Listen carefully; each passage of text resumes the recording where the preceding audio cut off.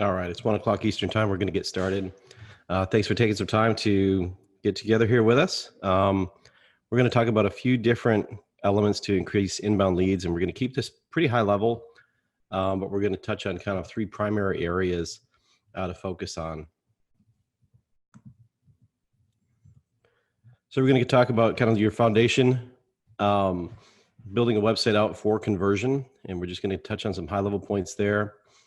We're talking about building on that foundation with the content that goes on the website and your social media presence. And then we're going to talk about kind of fueling those efforts with some paid media initiatives. Now, when we look at the marketing funnel, it kind of starts over on the left side with awareness, through interest and intent, kind of in the nurturing stage, through sales, adoption, retention, all the way through loyalty and championing. So that's people who are filling out forms or filling out reviews, really advocating for you, sending you referrals. But what we're going to mostly talk about today is kind of that top level of awareness. And we're going to touch on a couple of other things throughout that too, but just to keep this kind of very high level, we're going to touch on what you could do to kind of build that awareness and get some leads in through the door. So that's going to be self-identification, raising their hand either with a form fill or a phone call, something along those lines. So when we talk about our approaches here, we want to think about each of these pieces as part of a larger whole. So your website isn't going to function on its own to generate leads. It needs some support and some help to do that, whether that's through organic search or things like that, paid efforts. We need brand recognition and visibility. All of these things need to kind of work together. So as a foundation to this, you need to have, of course, a website on the digital side. And that website needs to be two primary things. That needs to be findable and it needs to be functional. So when we say findable, we want to think through, what do people find when they look you up? So what do they see in search results? What do your social media profiles look like? What do they see in the news? If they look you up, maybe they find your college sports career, but you have a lot of control over the elements that they do find, all the way from search results through most of these other elements. So as a starting point, what we like to do is we like to have people look themselves up, look their company up. So if you look up my name, for example, you find, of course, my profiles through our company's website. You find my LinkedIn, you find your Twitter, my Rotary membership. But if you look up the company, you're going to see something a little bit different. So you're going to see kind of our top level, here's who we are, and then you're going to see some sub items there. And if you build out your site appropriately, then you're going to be able to link into those items, from that Google search result page. And then on the right-hand side of the screen, you're going to see kind of a card view. And what Google's doing here is it's taking the information that we populate in Google My Business, and it's showing that in a way that's going to help users find you, interface with you, ask a question, write a review, things like that. So if your site is findable, then we need to make sure that it is also functional. And what we think of as functionality on your website is ushering users, potential clients, and customers to your hoped for outcome. And so we follow a formula to make sure that we're anticipating and implementing this by having a call to action that's front and center, simple navigation with few menu items. The more choices a person has, the slower they are to make a decision, if they make a decision at all. We see a lot of packed menus with every possible outcome being listed. We don't want to do that. We want to let people navigate through the site as they want, but we have a lot of control over how that happens. One of the things that helps that is the simplicity of the navigation. We also want a hierarchical approach. So when we think of especially that home page and the rest of the site as well, we want to start out with that clear call to action at the top. But it may be that the people who see that call to action aren't going to immediately take action. And if they don't take action, then we want to have kind of the next stage down, call out some of the qualities of your organization or your firm. Below that, we might want to have some testimonials. Below that, we might have some additional information. So each stage of that homepage, each stage of your site has this hierarchical nature that says, this is the main thing that we want you to do. But if you're not ready to do that yet, here's a little bit more information about what we do. Here's a little bit more information about what other people say about what we do. And then at the bottom of the page, you may find that you have some information that's designed and created for people who are less far down that cycle. So you might have blog posts, you might have interesting content that you think is going to appeal to those users. And then of course, if we're talking about generating leads, then we certainly want to make sure that our forms work. They have a notification that comes inbound to us, to ourselves, phone numbers that are clickable and that work. And then because we don't know how people are going to come to our site, we want to make sure that the site is built for both mobile and desktop. And those numbers have started to flip now. Of course, mobile has taken over a larger and larger share. And so we want to make sure that we're still doing these things in the correct order on mobile as well as desktop. It's not enough to just have a site that is optimized for desktop and then is responsive in design, because the responsive design can highlight different things that are less important. And we want to take people through that same hierarchy. So just as an example, excuse me, looking at our site, you know, we kind of operate primarily in a few different verticals. And so we have to have this kind of top level up here. But below that, you know, there's really only 4 options that someone has to move things forward. So overview, about, services, and resources. If they want to drill down, they can drill down, but they don't have too many options here. Lower left corner, you know, let's start working together. This is our call to action, you know, clear indication of exactly what we do. We have conversion points here with let's start working together, with get started, with our info at, email address, and our phone number. So this is the tunnel that we want people to go through. So we want to give them the options that they want in order to get through. Now that may be a little bit dependent on how you're trying to service your clients as well. So you may be more inclined to do texting through your site. For example, on the personal injury side, we see that a lot. For us, we don't want people to text us necessarily, at least if, you know, at the early stage, it's less likely, but we do want them to give us a call, fill out a form, etc. So with that foundation in place, and your site as a starting point does not need to be a huge lift. It can be relatively simple as long as you have those elements, but then we can build on that with the content of the site and with your social media presence. And when we think through what that content is going to look like, the temptation often is there to say, I want to tell everybody what our company does a really great job with. We want to focus on the successes that we've had. We want to talk about us. But people do not tend to engage with that type of content. It tends to have low value. We see bounce rates increase. We see people exiting the pages that have that. So what we want to do is think about what are the needs of your clients, and what are the solutions to some of those needs, not your accomplishments and credentials. So it's a change of perspective a little bit. Focus on who that person is and what they need from you. So think to yourself, who's my audience? Who am I speaking to? If you're a family law practice, then of course you're speaking to a spouse most likely who's in a tough spot. What can you talk about to help them, first of all, answer some questions, and then find solutions for the things that they're facing.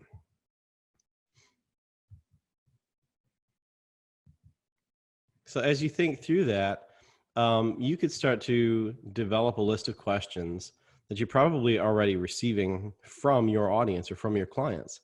So you think, well, what are the questions that I get asked the most? And can I just answer them, you know, in an informative way?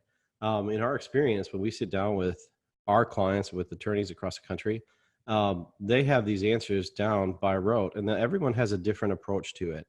And so it shouldn't be too hard to anticipate what those questions are. And then it's just a process of starting to answer those questions. And if you can develop a cadence around that, what that's going to end up doing is you're going to start out answering one question with one post. And then you may answer 2 questions in the next post. And then you may answer another one in the next one.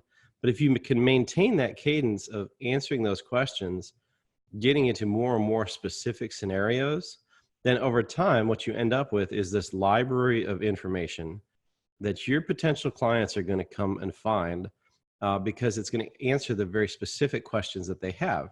So if you write 2 posts every month, over the course of the year, now you're answering 24 questions. The next year, you're answering 48 questions. And that is going to exponentially increase your visibility through organic search. And it's going to be one of the mechanisms that you can use to get people in the door. When you think of answering those questions, we want to try to maintain some sort of consistency in tonality. And that's going to vary by the firm. So when you think of when an organization goes out there to put out some messaging around their blog content and things like that, we want to kind of stay relatively consistent. If it's more serious, if it's more whimsical, we can kind of pick a street there, but always maintain kind of that voice and feel of the brand.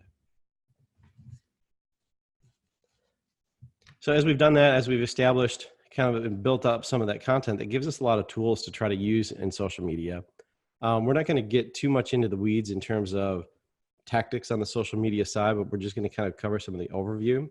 But, you know, when you think of having some sort of content cadence, a cadence around posting good content that answers questions, that's going to lend itself naturally to the content around your social media profiles as well. So I would suggest taking an inventory of what you have right now. Do you have social media profiles? Which ones do you have? Which ones could you have? So if you're a lawyer and you're practicing, you probably already have an Avvo page or profile. You probably have something on FindLaw and a handful of other different places. Any of those that are free, you should capture and you should populate as fully as you can. We haven't seen a lot of traction from some of the premier or some of the extra cost versions of those. We just don't tend to get leads through those, but the free profiles, populate them as fully as you can, include your picture, include your brand elements if you can as well. I kind of skipped over the Google and Bing business profiles, but make sure that you claim those, claim both of them. Make sure that you're consistent in the way that you represent the address. So make sure that if you say, if it's a Southwest address or if it's an avenue and you say AVE period, then say that the same way in every location. These are free to claim. They're easy to claim. And again, you could differentiate yourself just by fully populating those listings. One of the tools that we sometimes use to do that, depending on the circumstance, is Moz Local. It's relatively inexpensive. I believe it's under $200 per year. And it makes it very easy to populate both these directories and also kind of what are considered the backbone directories out there. So Newstar, Localese is one of those. There's a couple of others.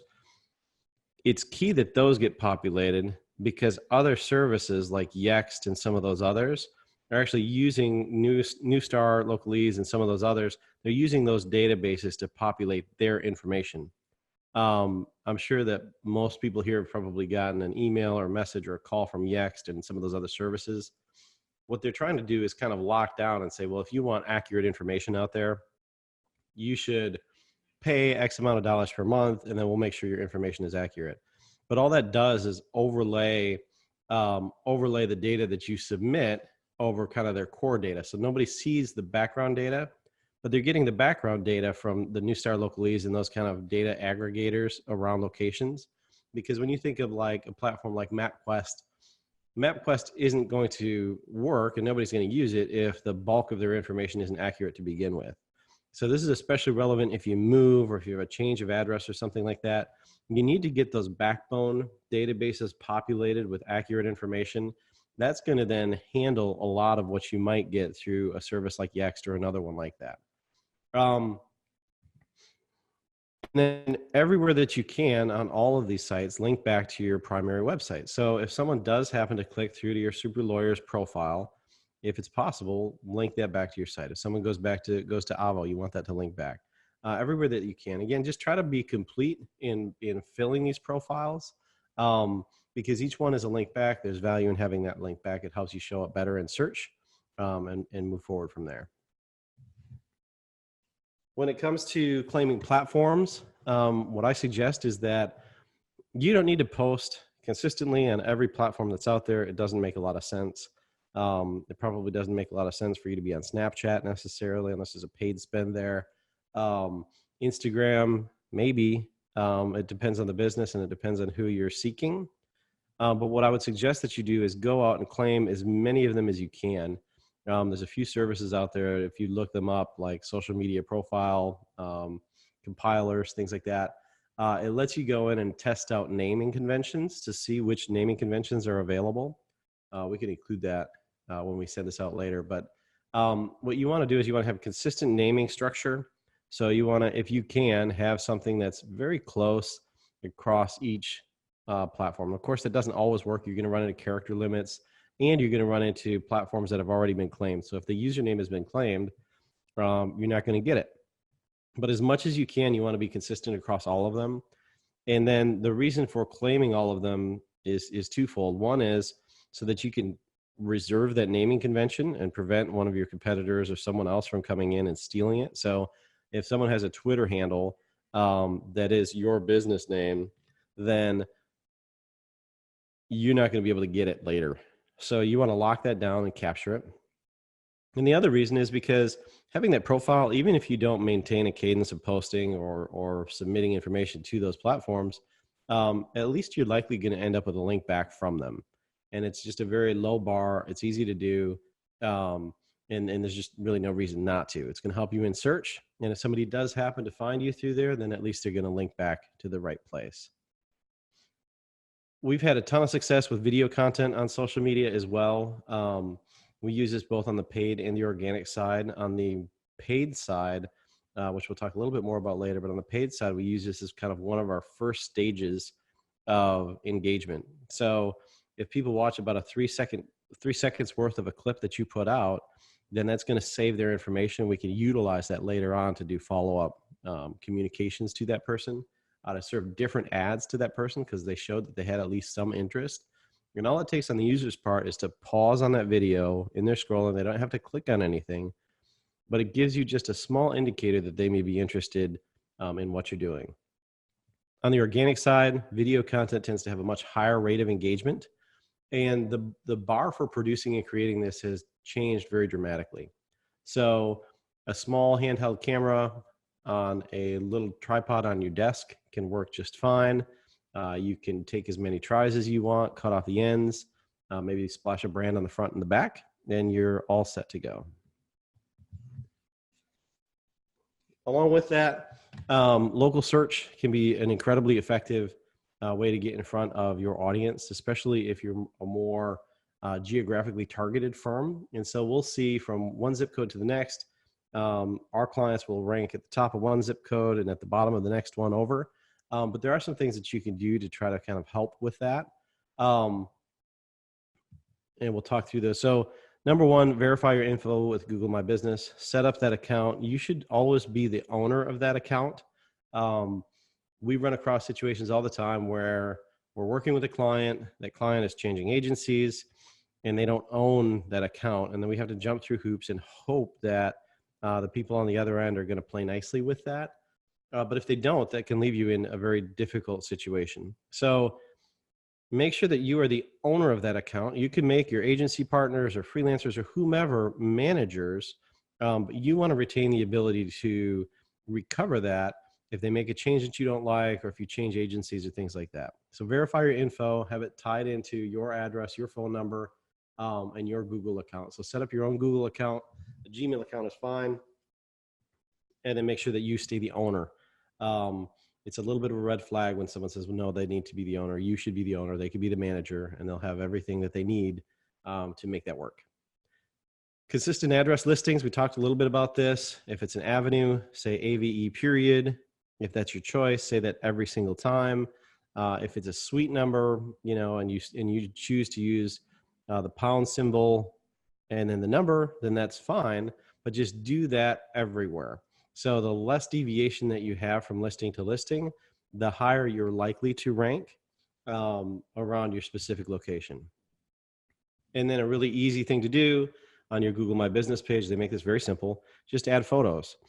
And with any content related piece, especially when it comes to Google, having a cadence of doing that, even if it's just setting a reminder to say, you know what, I'm going to add a photo, and I'm going to try to add a photo every day or every week, maybe once a week, maybe once a month. Just pick a cadence and set a little reminder to take a picture and upload it. That activity is going to show Google that you are more involved in that listing. And from Google's perspective, that means that the user has a better experience. When the user has a better experience, Google feels good about that because that supports their business model. So they're going to then support the listings that maintain that activity. Use a local number if you can. 800 numbers are fine and they work. But again, you're communicating to Google, hey, this is where we are. We have a local location. Now, in some instances, obviously, this is not applicable, but oftentimes it is. And if it's a choice between your toll-free number and your local number, for Google My Business, you're better off using your local. Focus your listing on your core services. So you could post updates and things like that to the Google My Business page. Also, you can choose and say, well, what are the primary things that we do? You can go more broad or less broad. And using an example of a personal injury firm, you might choose personal injury lawyers, or you could just choose lawyers or attorneys. Go as specific as you're comfortable with, because the more specificity, the more you will show up for those specific searches. You're going to generate more interest in your firm going that route than trying to capture everything. And then again, we kind of covered this previously, but as it specifically pertains to Google My Business, create and populate the rest of your social media profiles. Make sure you populate them with your address as well as a link back to your website. So again, with Google My Business, Google is looking for citations of addresses, and that is kind of the inbound link. If you think of trying to build visibility in organic search outside of local search or outside of Google My Business, every link that points back to your site has value. In this instance, every citation of your business along with the address also has value. Once you have that set up, we're going to cover this kind of down the road a little bit, but ask your clients for reviews. Have a system put in place. You can reward your employees for getting more reviews. We've used a couple of different platforms here with some degree of success. So Bird Eye, we have some clients that just love it. We have some clients that just don't use it that much. But what it does is it creates a mechanism for someone to sign in when they're at your office, at your place of business. And then it's going to follow them with a text message, which they've now opted into, to kind of usher them into leaving a review. Podium will do something very similar. So check out those two platforms. We've had some success with both of those. And what those do is they create a process around capturing reviews. And if you don't have a process, you're not going to get a high volume. And you want that high volume. The more traffic that your Google My Business page is getting, it starts to build inertia. Again, it shows up more. And of course, most importantly, it indicates to people that you're doing a good job and you're a good entity for your potential clients to hire. So now we've kind of talked about building out that foundation. So building out a conversion path on your own website, making sure that's front and center, very clear. What are people getting when they go through that conversion path? We've talked a little bit about kind of building on that foundation with a content strategy, with a social media strategy to support that, building out links that point back to your site, maintaining that brand across that spectrum. And now we're going to, again, at a very high level, talk about some of the paid advertising tactics that you can utilize to do this. And so we're going to focus a little bit more on the pay-per-click and programmatic side, but that is not by any stretch the end of that story. We use a lot of Facebook ads. We've had a lot of success with Facebook and with LinkedIn. The targeting parameters end up being different, and the mechanisms end up being different. So in a future webinar, we'll talk a little bit about some of the tactics we use on Facebook and LinkedIn, because that's a subject in and of itself. The others are also a subject in and of themselves, but I think that we can provide some kind of high level, here's what you can do to get you to start thinking about that. So we'll talk a little bit more about the social side in a different webinar, but for now, we're going to talk about pay-per-click and programmatic. And so on the pay-per-click side, what we're really trying to do is get an understanding of the user's intent. So in this example, someone's looking at piano movers.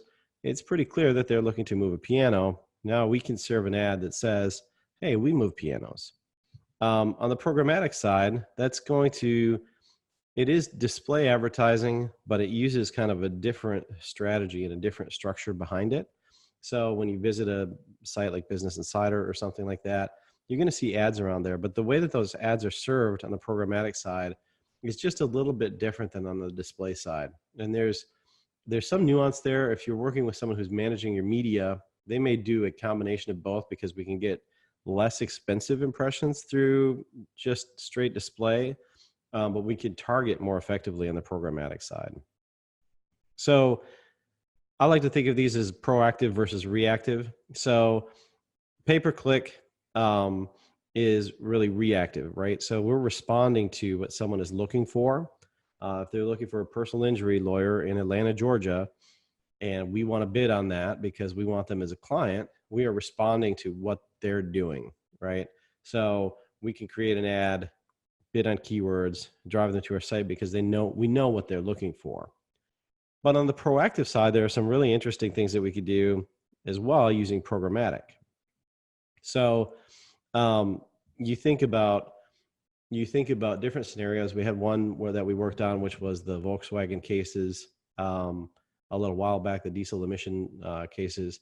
We were able to pull and advertise to owners of specific vehicles through programmatic, because we can get that kind of deeper data. Whereas we could just respond to people who may or may not know that this is a situation on the pay-per-click side. So as I'm sure you know, pay-per-click can get very competitive because there's a lot of value, and especially in the legal space. I think the record high price per click was somewhere in South Texas of $650 for a single click on, I think it was car accident attorney, San Antonio, something like that. So it can get very, very competitive, and it can get very expensive. And so we want to give some thought to, is it worth it or not? And the answer to that comes from the data that we track, but that you can track yourself. So if you can partner with an agency that's got a good track record in a specific vertical, they should be able to show you at a minimum what they're getting kind of as a cost per lead basis. In an even better case scenario, they're going to be able to show you in a cost per client acquisition basis. So if you're going to try this on your own, then we could do some of the things, we can build on the things that we've already created. So if your website is built for conversion, we could drive people to a landing page. So the landing page should be very specific. We'll get into kind of the hierarchy there that needs to happen. People click on the ad, fill out a form, and then AdWords is going to track the conversion and count those to say, okay, someone filled out a form. And then we can calculate kind of end to end to say, all right, we spent this much on this campaign. We got this many leads. So now we know our cost per lead. And then we should also be able to say and make a judgment call to say, of those leads, this many of them became a client. Our average fee per client was X. And so if you're doing this yourself, you may have to do a little testing and a little work to get there. If you partner with someone, then they're going to be able to ideally tell you, here's what we've seen so far in the space. We can put together a lot of projections, and AdWords has some tools to help you with that. Again, it can be a subject of another webinar, but we could put out projections, but what we can't always anticipate is what that conversion rate is going to be. So that takes some work, and that should grow over time. And when we do it wrong, if pay-per-click is done incorrectly, then you can spend a tremendous amount of money. Google is very happy to take your money. And so I think the key here is just make sure that you do it very, very carefully and very consistently. There are some great advantages to pay-per-click. You get results quickly. So unlike organic search, you show up when you pay to show up. The traffic that you receive should be relatively consistent. You're going to be able to see what that cost breakdown is. So each click costs X amount of dollars. Each conversion costs X amount of dollars. Very precise targeting around this. Again, it's based on the user intent. And so we know what they're looking for, so we could serve up exactly what they're looking for. It's also a great way to test messaging and visuals, test out landing pages, A/B test things. It takes a lot of investment to show up for some of the higher value terms in organic search, but it doesn't take the same level of investment to show up for them on paid search. So paid search ends up being an ideal way to test out keywords and language that you're going to use on your landing pages that you're going to try to drive organic traffic to. So on the organic traffic side, what you want is exponentially more traffic than you'd be able to get if you were to bid on it. But bidding on it through pay-per-click lets you test and see how well that converts before you make that investment into your content pieces and things like that to support that specific keyword or language, things like that. You can also turn it off and turn it on very quickly. So, you know, if you know that you want a certain number of cases, you can ratchet it up, kind of fill out your portfolio so that you can then go do the work on that, but then also peel back a little bit and say, okay, well, we don't want new cases here for a little while. We need to catch up and maintain what we're working on. So we can pull it back and kind of ramp it up again relatively quickly. And if it's done right, it can deliver a very efficient cost per lead. Again, it's going to take some time to get that really fleshed out. But if you're doing it internally or if you're doing it externally, I think the key here is to be proactive. There's some platforms out there that we've used that we like. We like WordStream. It does a nice job of kind of condensing what you can do to make sure that you're doing everything well. And again, improve that cost per lead. And what you should see is over time that cost per lead decreases. You'll have variables that will jump in there to offset that a bit, but you want to keep that going. So the structure of that, you know, as you look at campaigns that either are being run for you or you're thinking about running them, the structure of that needs to be tied into having a continuous flow from kind of keyword through ad copy and through landing page. And so if we look at the keywords that we'd be targeting, for example, in this case, you know, for a client that we've worked with, best personal injury law firms, right? So if someone does that search, they should see an ad that's going to include that language. So injury attorneys, personal injury lawyers, things like that.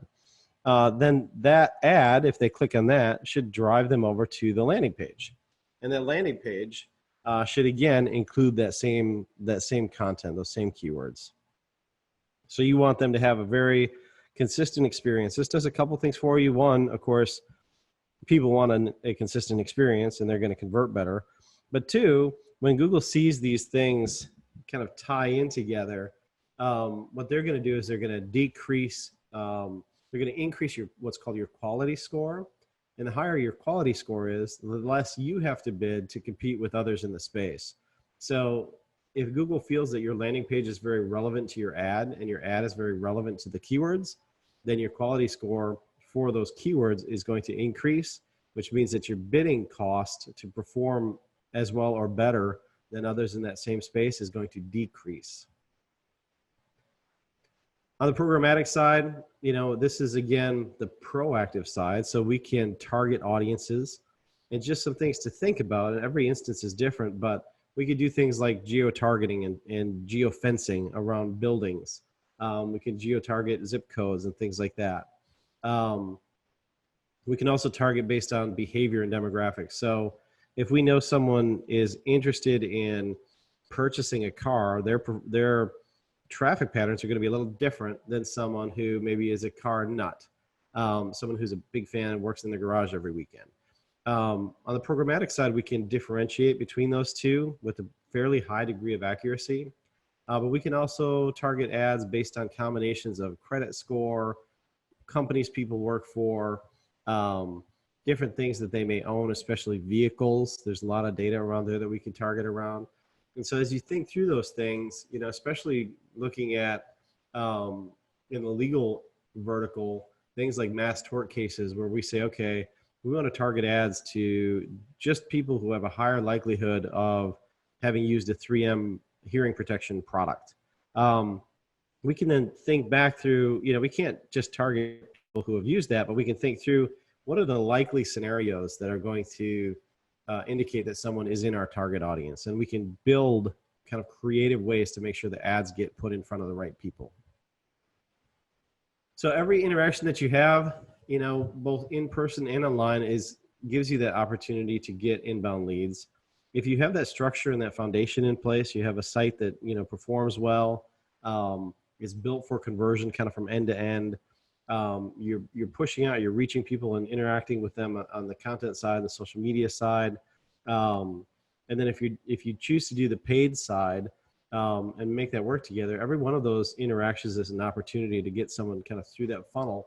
So the key thing that we want to do, of course, is make sure that each of these stages are working appropriately, but then ultimately make sure that they have the mechanism to get there. Future webinars, we talked about a couple of things that we can do deeper dives into. I'd love to get feedback on anything that anybody in particular would like to hear about. I think on the social media side, we have a great strategy that's worked well that I'd be happy to share.